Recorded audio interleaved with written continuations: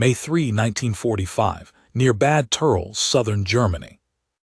The war was over for him, or so he thought. Rain soaked the pine-covered hills as a battered column of Wehrmacht stragglers trudged through the mud, their rifles stacked on a cart, bolts removed, surrender armbands tied in ragged white. They'd come from the mountains, remnants of a shattered Gebirgsjäger unit that once fought in Italy. Of the original 400 men, only 63 had made it this far. Their company commander, Lieutenant Friedrich Hausner, marched in silence near the front, hands visibly trembling.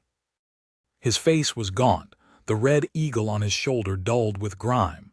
Every few steps his boots sank with a wet squelch. Behind them loomed the quiet rumble of engines. Not Panzers, not now, American half-tracks. M3s, olive drab and armored, following them with guns at the ready, their machine guns unmanned but still gleaming. An unseen presence like watchful wolves. Hausner had memorized the Geneva Convention clauses like prayers. He told the men, "Do not resist, do not run, do not speak unless spoken to." But it didn't ease the weight in his gut. And then came the sound, at first faint, almost mistaken for distant thunder. A rhythmic snapping, sharp and dry, like bones breaking in perfect unison. The column halted. The noise echoed again, snapping, cracking, controlled, purposeful. Hausner turned toward it instinctively, expecting distant gunfire. A firing squad, maybe. Executions. It wouldn't be the first time surrender ended in a ditch. But as he was marched over the hill crest under watchful American eyes, the source of the sound resolved, and it left him stunned. Below, on a wide flat plain cut by flag-lined gravel trails, stood a battalion of U.S. infantry recruits, hundreds of them, youthful faces beneath M1 helmets, a sea of olive drab and brown boots. Their rifles, M1 Garands, rose in a crisp arc as they fired in volleys at pop-up targets hundreds of yards away. The cracks weren't executions. They were training rounds. Each soldier had his own rifle. Each was being coached on trigger discipline, breath control, and sight alignment, less than a week after the war had ended in Bavaria. The scale of it hit Hausner like an artillery shell. His own men had gone days without food, weeks without proper ammunition. In the last 6 months of the war, each Gebirgsjäger sharpshooter was allotted a mere 5 practice rounds a month. 5. That was all. And here, in the open air of Bavaria, under fluttering American flags, these teenagers were expending 5 rounds in 5 minutes. And someone, was standing behind them, arms folded, correcting posture and breathing as if it were an art form. Hausner's captors weren't looking at him with hostility. They were looking at him with something else entirely: curiosity, calculation. He was led past the rifle range, past a row of olive-drab trucks with U.S. Army ordnance stenciled across the doors, past pallets stacked high with crates of M1 Garands, ammunition, scopes, and field manuals. In the makeshift command post, a commandeered farmstead surrounded by sandbags, an American officer leaned forward over a desk. "Lieutenant Hausner," he said, his German sharp, almost native, "we know who you are." That alone made the hair rise on the back of Hausner's neck. "You trained the 3rd Gebirgsjäger Sniping Regiment, yes. Over 90% kill qualification rate. You wrote the manual we captured at Cassino, the one with the red diagrams." Hausner said nothing. "We've got a proposal," the American said flatly. "You help us train our green recruits in proper rifle marksmanship, specifically long range. Spotting, breathing, wind adjustment. We'll treat you as a cooperating POW. No chains, no cage, no hard labor." Hausner narrowed his eyes. "You want me to train Americans?" "Not just Americans," the officer said, sliding a manila folder across the desk. "Your methods, your approach, your diagrams, we're willing to learn." Hausner opened the folder with cold fingers. Inside were photos, pages of his own captured training manual, copied, translated, annotated. even improved in places. They'd not only read it, they'd begun adapting it. And beside the folder, an M1 Garand freshly cleaned with a fixed aperture sight, longer barrel, match-grade ammunition. It was an invitation. You will never go home, he thought. But even as the thought formed, another truth landed just beneath it. You are not done fighting. Because the Americans weren't asking for submission. They were asking for skill. And in that instant, Friedrich Hausner understood the battlefield had simply changed shape. It was no longer man versus man. It was knowledge versus ignorance. And the Americans, these young, eager boys on the rifle range, were listening. Hausner didn't speak when they handed him the M1. He took it slowly, studying the balance, the finish, the heft. Not bad, not as delicate as a Carabiner 98K, but smoother than he expected. The American officer stood back, arms folded, watching him like a chess player watching a valuable pawn shift into a new position. Take your time, the officer said. We're not in a rush. War is over. That was a lie, of course. The uniforms had changed, the targets weren't wearing Feldgrau anymore, but the Americans were still moving, still building. Hausner saw it now. The war machine didn't stop. It shifted. It accelerated. The officer introduced himself finally. Captain Whittaker, 82nd Infantry Replacement Training Battalion. We've got 600 kids coming through this week. Most from Kansas, Tennessee, Indiana, corn-fed, brave, clumsy with rifles. Hausner set the M1 down on the table. And you want them to shoot like Germans. Whittaker smiled faintly. We want them to shoot like survivors. Thought you might help us with that. They started slow. That first morning, under the shade of a converted cattle shed, Hausner stood in front of 30 American recruits while 2 armed MPs watched him from a few yards away. He spoke through a translator at first, a German-American private from Wisconsin with a shaky accent and a nervous tick, but by the third session, he didn't need one. The rifle didn't speak German or English. It spoke tension, breath, stillness. It spoke the universal language of a man focusing on a target and nothing else. He didn't bark orders. He didn't insult them. He didn't throw chairs like some of their own drill sergeants did. Hausner simply watched and spoke with calm precision. Don't pull the trigger, squeeze it, slow, like cracking an egg, not opening a bottle. Your breath controls the rifle. Hold it just after exhale, never before. Your eye is a machine. It needs discipline. Do not blink when the trigger breaks. The boys listened. Something in the accent, something in the tone, something in the presence made them listen. He showed them how to read the wind from trees, how to judge distance by comparing target width to sight post size. He talked about mirage lines on a hot barrel. He described how the echo of a shot could mislead a man by 40 meters in mountain terrain. But what stunned them most wasn't what he said, it was what he saw. During a timed qualification drill, Private Dylan Warner from Indiana fired a 10-shot group at 300 yards. Hausner didn't even raise binoculars. Your rear sight is off by 2 clicks left, he said.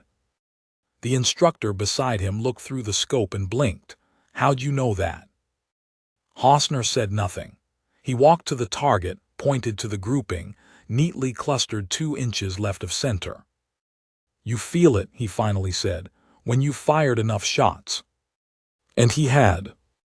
Over 1,100 documented shots on the Eastern Front, 300 on the Italian slopes, dozens more that weren't written down.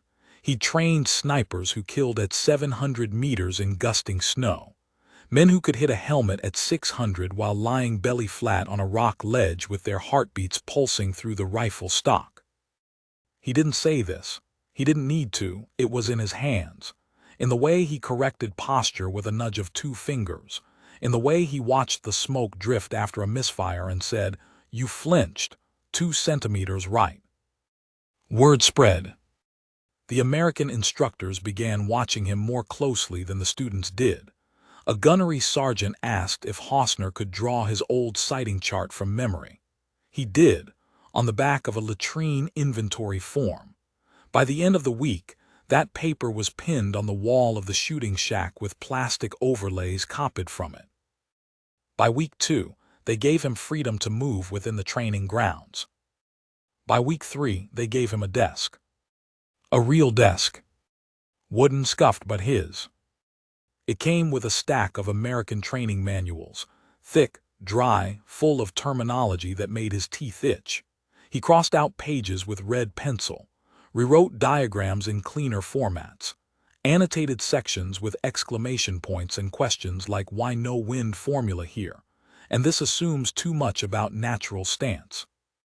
He began working alongside Sergeant Dan Callahan, a former boot camp instructor from South Carolina who had fought at Anzio and barely lived through it. Callahan was suspicious at first, but after 2 days, he stopped rolling his eyes. After 4, he asked Hausner to review the new scoped shooting course for the next batch of sharpshooters. "You've got good eyes," Callahan admitted one morning, chewing on a bit of straw as he watched Hausner sketch a firing lane layout. Hausner didn't look up. "They see differently now. After Monte Cassino, I see through the mist first." Callahan chuckled. "You sound like a damn monk." Hausner set the pencil down.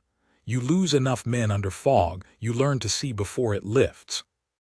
The American nodded once, didn't ask more. And that was the strange thing. They stopped treating him like a prisoner. No one handed him food on a tray anymore. He ate beside them in the mess, at first under MP supervision, then without. He was never issued a uniform, but they gave him a clean undershirt, a coat, boots. They even offered him a razor. And still, he never asked to leave. He never asked for updates on the war, or for letters, or for news from the camps. Because Hausner had made peace with one brutal, irreversible truth. His war was over, but these boys' war was just beginning. And if he didn't teach them properly, some of them would not come home. One night, long after the last rifle report echoed downrange, Hausner sat alone by the ammo shack, watching fireflies blink over the training fields. Callahan approached with a bottle and 2 metal cups. "Figured you'd want a sip," he said, pouring.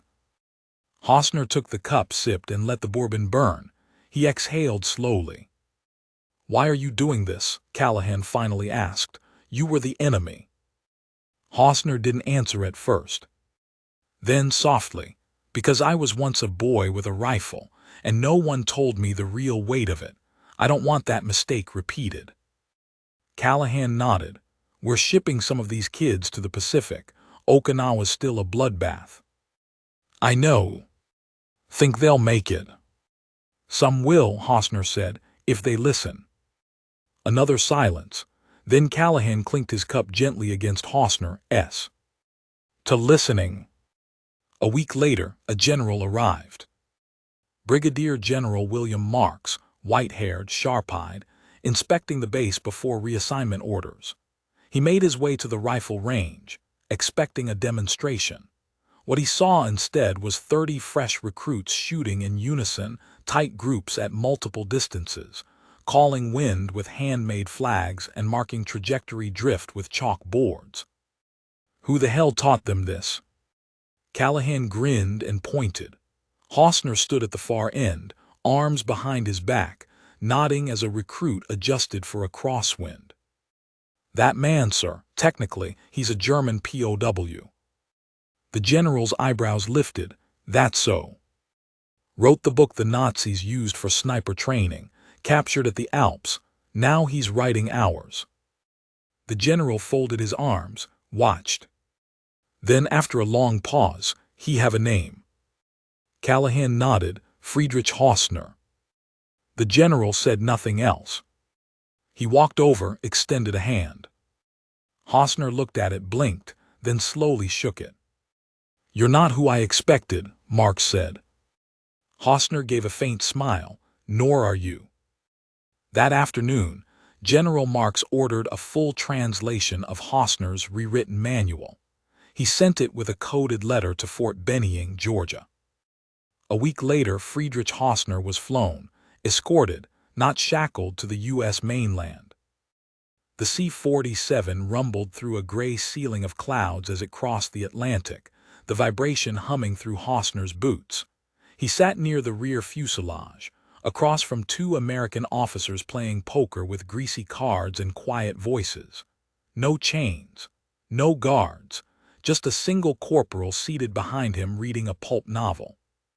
He'd spent the first hours trying to guess what awaited him, interrogation maybe, or a quiet execution on arrival, a loose thread snipped away now that his use was exhausted. But that didn't explain the duffel bag they'd given him. It was filled with new clothes, field manuals, a notebook, and a set of American dog tags, stamped with the word instructor. They landed in a spring drizzle on a runway framed by pine forest and flat-roofed barracks.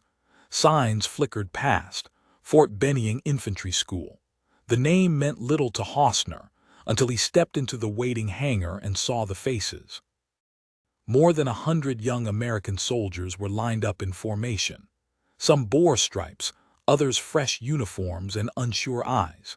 At the front stood a stocky colonel with snow-white hair and the blunt frame of a man carved from campaign experience.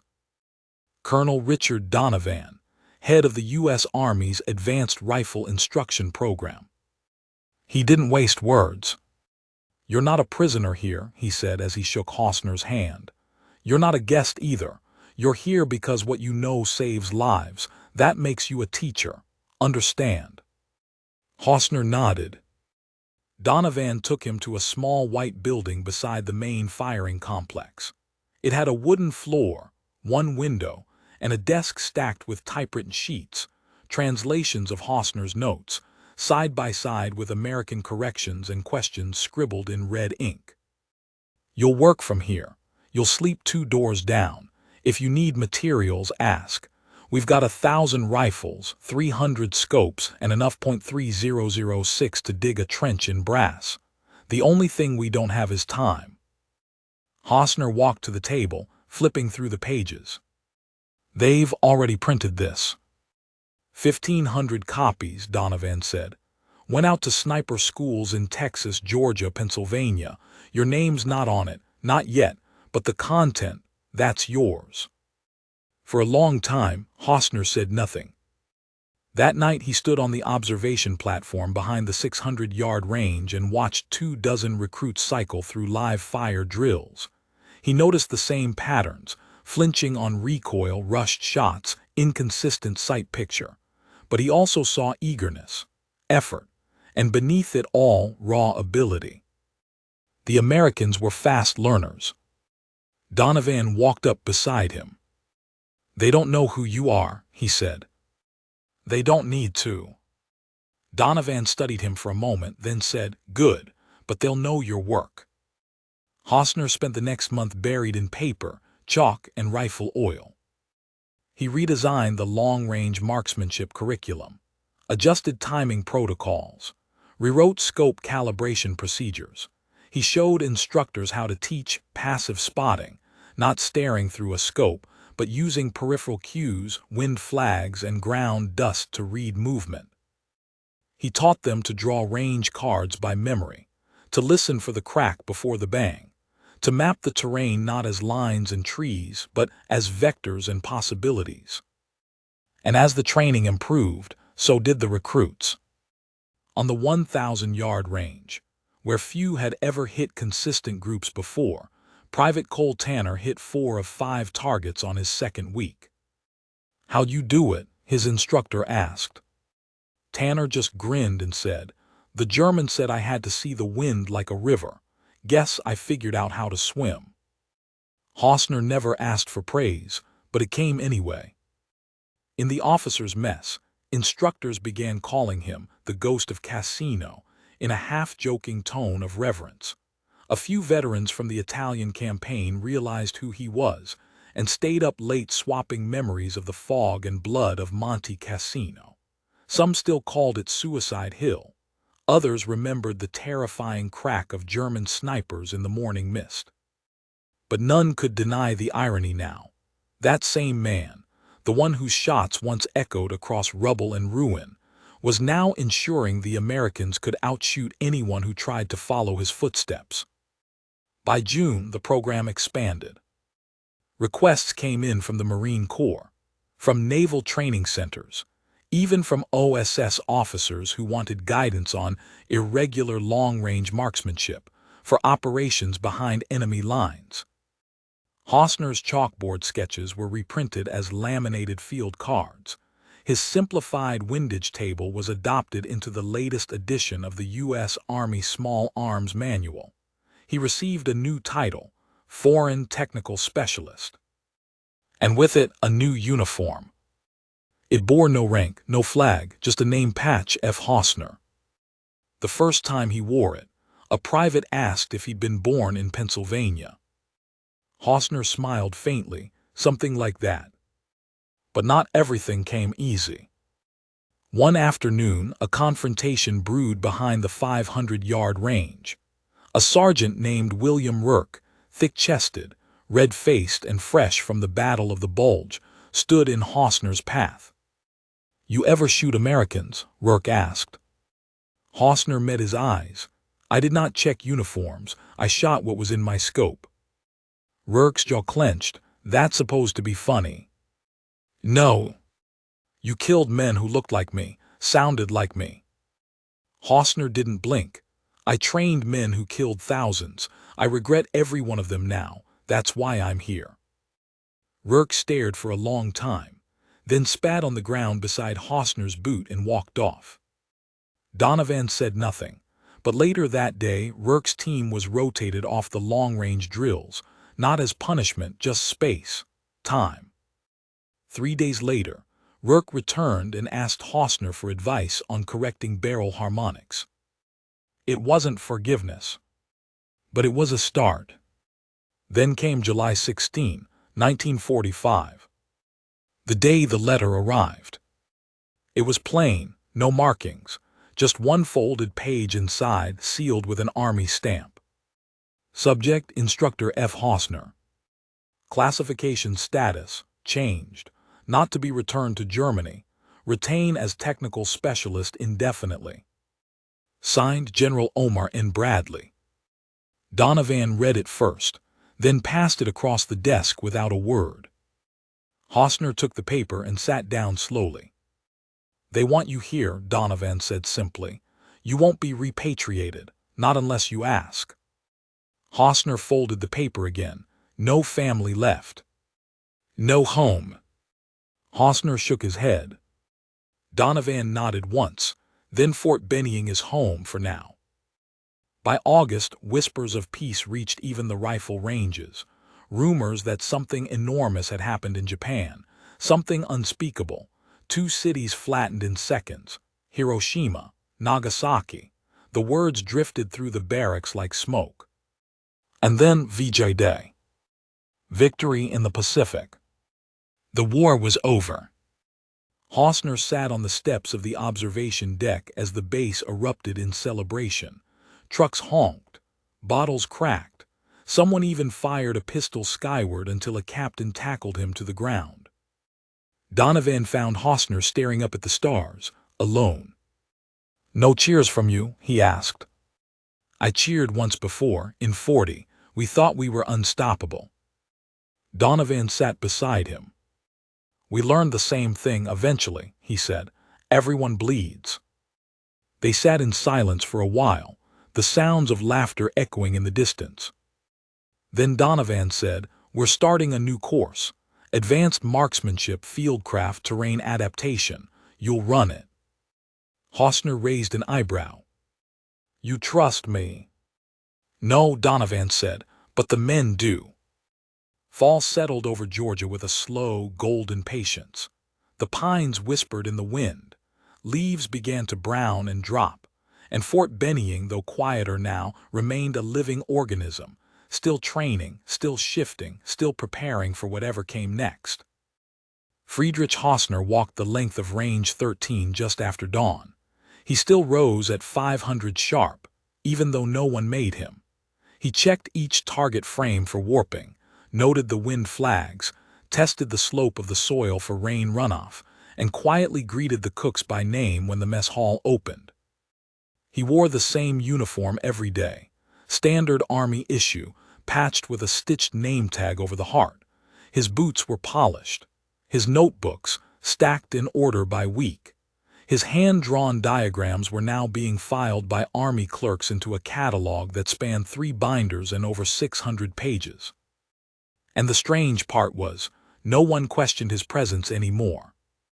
New recruits were told, "That's the German guy, shoots straighter than God." Veterans nodded at him, in passing like he'd been there all along. Even the MPs stopped shadowing him by September. The title printed on his office door said simply, Instructor Foreign Expertise, Range SYSDMS. But he was more than that now. He had earned something few prisoners of war had ever touched. Trust. It began with a letter. Then 2, then 20. They came from Fort Ord, Camp Pendleton, Fort Dix, even from an isolated Marine sniper school in the Pacific that had returned to Hawaii. Each letter thanked the unnamed foreign instructor, whose techniques had saved men's lives in Okinawa, in Manila, in forgotten skirmishes during the final chaotic weeks of Japan's collapse. One letter was signed by a corporal who had taught his entire platoon Hausner's breathing method. He claimed it had cut their misfire rate in half. Another came from a chaplain who said a dying soldier whispered his final words between shivering breaths. "Tell the German, I made my shot count." In October, a new class arrived. But this time it wasn't raw recruits. This was different. These men wore combat stripes. They had scars on their cheeks, eyes too old for their age, fingers that fidgeted near trigger lines even while at rest. They had seen combat and survived. But they had been selected for something else. The Advanced Scout Sniper Program. It was a new idea, one whispered about in the Pentagon, a new doctrine that merged American range finding with the brutal logic of German precision and fieldcraft. They wanted Friedrich Hausner to run it. He read the brief twice, then walked to Donovan's office. "This is real." Donovan poured 2 coffees, nodded. "The Cold War's already started, not officially, but it's coming. Russia's moving, Korea's unstable. We'll need more than men who can shoot, we'll need men who can see." Hausner stirred the cup absently. "I trained men like this before. I know. They became ghosts, some never came back." Donovan didn't look away. "Neither will some of these." The program began with 16 men. Day 1, Hausner confiscated their scopes. He laid the optics in a crate and said, "You'll earn these back in week 4. Until then, your eye is your scope." One Marine raised a hand. "How the hell are we supposed to hit a target at 600 without glass?" Hausner walked to the range, picked up an M1C, and fired 5 rounds without using the scope. All 5 hit. He turned, "You are supposed to learn." And they did. He made them shoot blindfolded to build hand memory. He made them lie in mud for 6 hours to test body stillness. He forced them to draw their targets from memory after a single second of exposure, then again, until they could describe a man's cheekbone position without seeing him. They cursed him, hated him. But they never quit. Because every correction he gave was precise, fair, never cruel, and above all, he was right. One soldier, Corporal Benjamin Rose, was found crying behind the mess hall after a failed drill. Hausner approached and sat beside him. "You trained in the Ardennes?" he asked. "Yeah, lost 2 brothers in the snow. I froze when I saw the silhouettes." Hausner nodded, quiet. "Then we train again. This time slower, no fear in the cold. We do it until you forget how to freeze. No yelling, no punishment, just practice." Corporal Rose graduated 3 weeks later with a perfect score. One colonel asked him gently, Why not start fresh? Hausner had stared at the man and replied, because I don't want to be forgotten. I want to be remembered exactly as what I was and what I became. It was the only way, he believed, that reconciliation meant anything. One afternoon in April, the first real test of his work arrived, not on a range, not in a manual, but in flesh and blood. A convoy pulled up outside the barracks. From it stepped a dozen soldiers, lean and hard-eyed, fresh from a classified deployment along the new Iron Curtain. They weren't just soldiers. They were scouts, recon teams. And they had used Hausner's tactics, field concealment methods, shot placement ratios, angular offset predictions, to track and quietly eliminate threats in a region neither side would admit they were in. One of them, a young sergeant with a scar over his jaw, approached Hausner after dismissal. "You taught me to count the crows," he said. Hausner looked up. "What?" "The crows. You said if the crows scatter before the shot, it means your position is too exposed. Wait until they land again." "I remember. It saved my spotter's life. We stayed put. The patrol passed us by, maybe 30 feet away. We were invisible." Hausner nodded slowly. "Then your spotter owes a debt to birds." The soldier smiled. "No, he owes it to you." Not every story had a happy ending. In May, a letter arrived from California.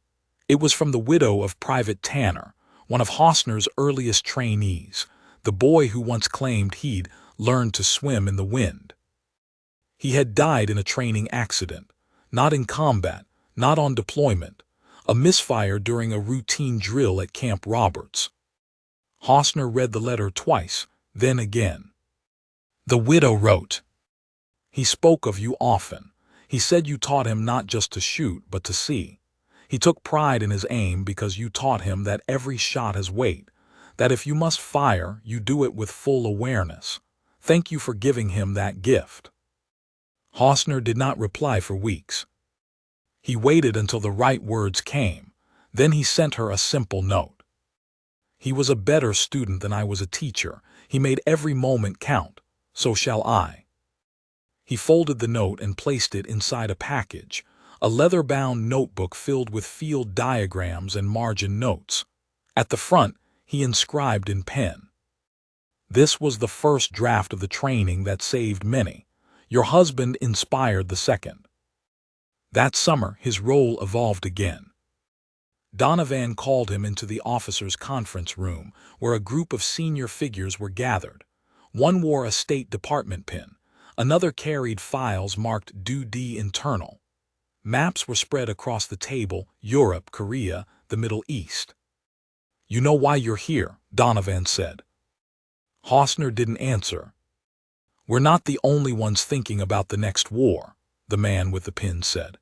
"We need to anticipate how the next battlefield will look and how to prepare the man with the rifle to meet it."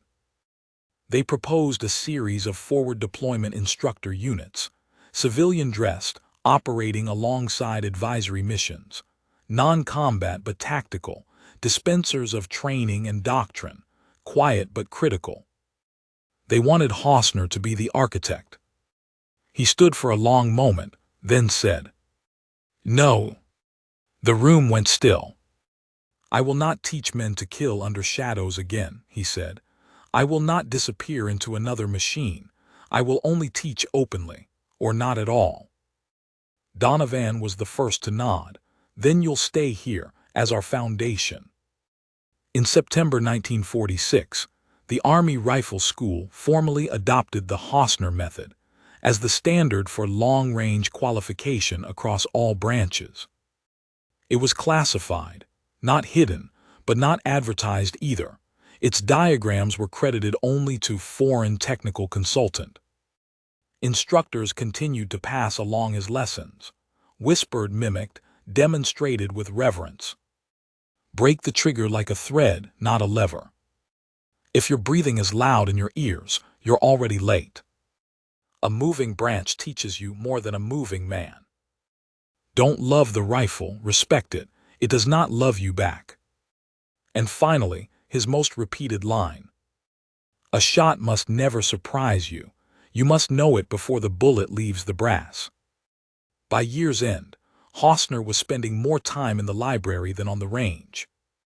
He began assembling what he called the honest manual, not a field guide, not a doctrine sheet, something else. A record of what it really meant to hold a rifle and command death. A book for instructors, for soldiers, for men who wanted to understand the gravity of marksmanship, not just the precision, but the ethics. He wrote long into the night, each page covered in his careful, looping handwriting. He included memories of battles, mistakes, near deaths, moments of pride and moments of shame. He wrote about the first man he shot and the last. He wrote about the difference between victory and survival. He titled it in English, not German. "To aim is not to hate." He never asked for it to be published. He simply placed the manuscript in a sealed box and left it in Donovan's office one cold December morning. No note, no explanation. Just a quiet nod before returning to the range. Years would pass. Wars would come and go. The men who trained under him would fight in Korea, some in Vietnam, some would train others, and their students would carry pieces of his teaching, like fragments of an old scripture whispered between generations. But few would know the face behind it. Fewer still would know the story of the German soldier who expected a prison cell and was handed a rifle instead, not to kill again but to teach, to make sure those who followed shot straighter, not to win glory but to survive, to come home